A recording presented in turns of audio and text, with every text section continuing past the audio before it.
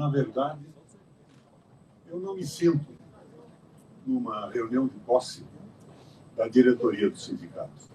Eu me sinto numa reunião de família. Ali o Nelson, o Botka, a Regina, companheiros de longa caminhada.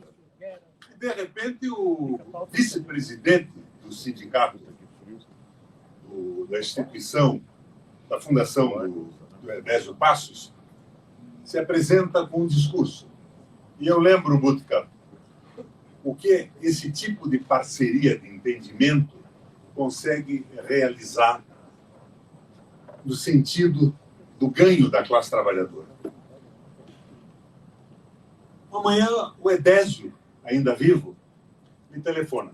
Diz que eu quero almoçar com você. Apareça. Ele apareceu lá no Canguiri, na granja que eu morava. Sentou na mesa, dividimos um churrasco muito bom. Ele disse, Requião, você sabe que um Estado pode ter um salário mínimo diferenciado do salário mínimo nacional? Você sabe que nós podemos ter um salário mínimo paranaense?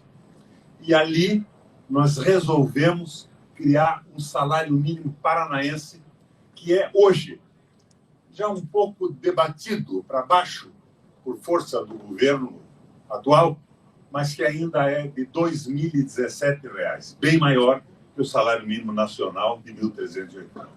É esse tipo de parceria que me entusiasma.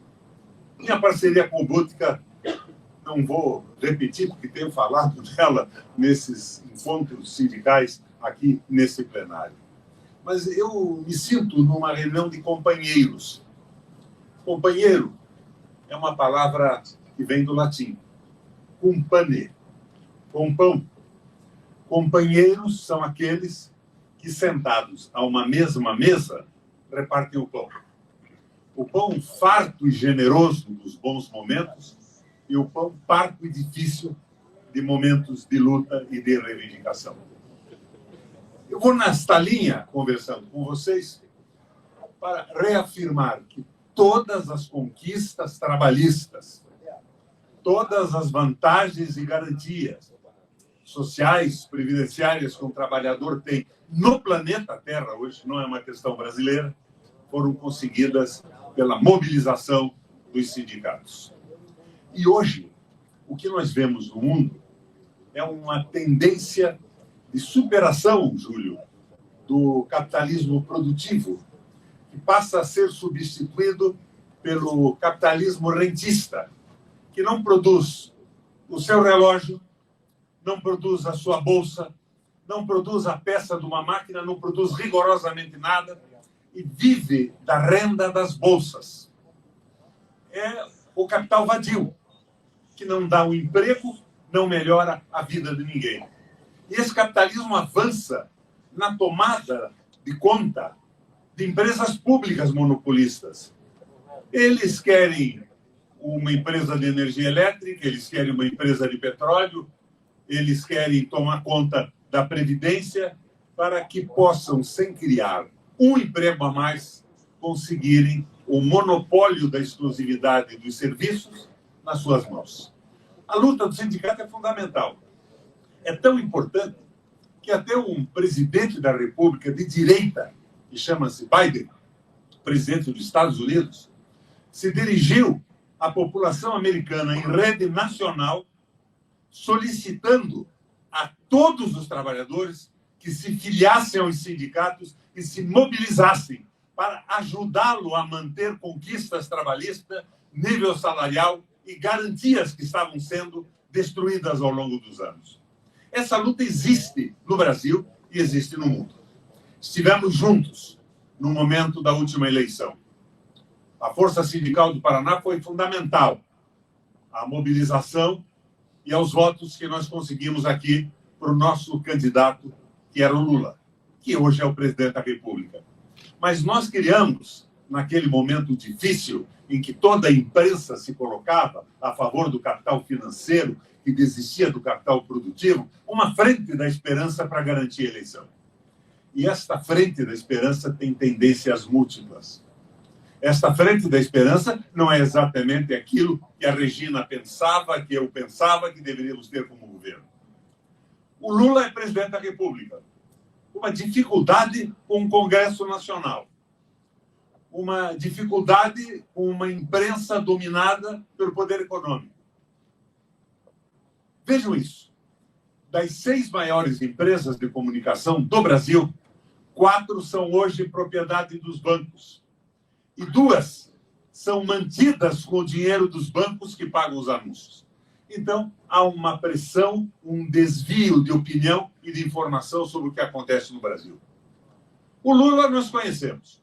Eu estava no PMDB, saí, meu partido tinha virado um balcão de negócio, entrei no PT para ajudar o Lula a ganhar a eleição e interromper o avanço dessa visão de direita que se submete ao capital e despreza o valor das pessoas, das vidas e das famílias. Mas o Lula hoje tem um Congresso que também não é o que nós gostaríamos, além da composição do seu governo. Então, eu assumo aqui, por paradoxal que possa parecer, a posição do Biden, do presidente dos Estados Unidos. Reforcem o sindicato. A presença de vocês aqui me entusiasma. Mostra que vocês acreditam no movimento sindical, que vocês vão lutar para garantir direitos, porque o governo federal do presidente Lula precisa disso. Precisa da pressão de vocês, porque a pressão do outro lado é das redes de televisão, dos jornais e dos bancos, que pressionam de todas as maneiras. Eu fico imaginando como é que se pode governar um país com o Banco Central na mão do capital privado, estabelecendo o maior juro do mundo. Júlio, quem é que pode pensar em abrir uma empresa? Eu já fui empresário há muito tempo. Quando o juro pago por uma letra do Tesouro é muito maior do que o lucro que você pode ter numa empresa. Porque na empresa você tem a possibilidade do lucro, a responsabilidade com os trabalhadores, as leis sociais e tudo mais. E o Lula está amarrado com isso também. O Haddad administra a economia do Brasil em desespero. Ainda hoje, eu conversava com o Haddad e mandei a ele uma proposta que elaborei de disciplinar o Banco Central. O pessoal fala, o Banco Central não pode ser independente. Me perdoem a franqueza. Eu não sou contra a independência do Banco Central. Porque numa véspera de eleição, Bútica, como aconteceu, por exemplo, na Argentina agora, o Banco Central na mão do governo pode, como na realidade fez, desmontar a economia com favores que não serão sustentáveis depois e desmonta todo um projeto de crescimento nacional. Mas o Banco Central não pode, com a sua independência para evitar o desastre de uma véspera de eleição, ficar na mão dos banqueiros. Mandei, então, ao Haddad uma regulamentação do que o Banco Central pode e não pode fazer.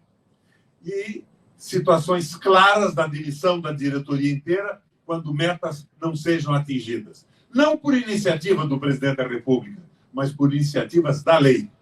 Vocês têm uma tarefa incrível e vocês estão com dirigentes de capacidade comprovada. Tenho estado aqui, Bútica, não em todas as suas posses, mas uma boa parte delas até hoje. E quero estar na próxima, mas quero estar aqui saudando novamente a força sindical pela unidade, pela luta e pelas conquistas dos direitos dos trabalhadores e pela pressão firme e necessária que irão fazendo daqui para frente em cima do nosso governo. Vocês precisam disso e o presidente Lula, mais do que vocês, precisa da pressão dos trabalhadores para não ser esmagado nesse governo da frente da esperança, que, para mim, em determinados momentos, se transforma numa desesperança. Valeu, minha gente. Parabéns, Lúcia.